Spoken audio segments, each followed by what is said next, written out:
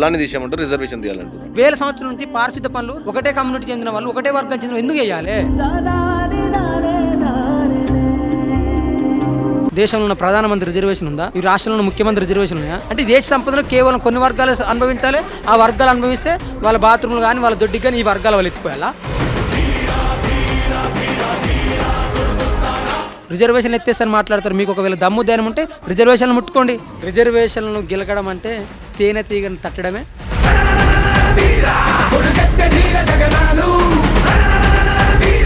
దేశంలో బీజేపీ పాలన పైన అలాగే రాష్ట్రంలో కూడా ఏ విధంగా జరుగుతుంది? నువ్వేమన్నా సంవత్సరం 2 కోట్ల ఉద్యోగాలు ఇస్తాను, ఎన్ని కోట్లు ఇచ్చినావు?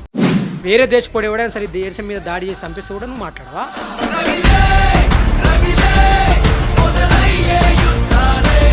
అందుకే గద్దర్ ఒక పాటలు అంటాడు, దేశంలో నా సాగు భూములు 40 కోట్ల ఎకరాలుండగా 101 ఎకరం మాత్రమే భూమి ఎట్లా మిగిలే నాయన. కొన్ని వర్గాలకే పుట్టుకతోనే రిజర్వేషన్లు వచ్చినాయి. బీసీలు కావచ్చు, ఎస్సీలు కావచ్చు, ఎస్టీలు, వీళ్ళ పుట్టుకతో రిజర్వేషన్లు రాలే.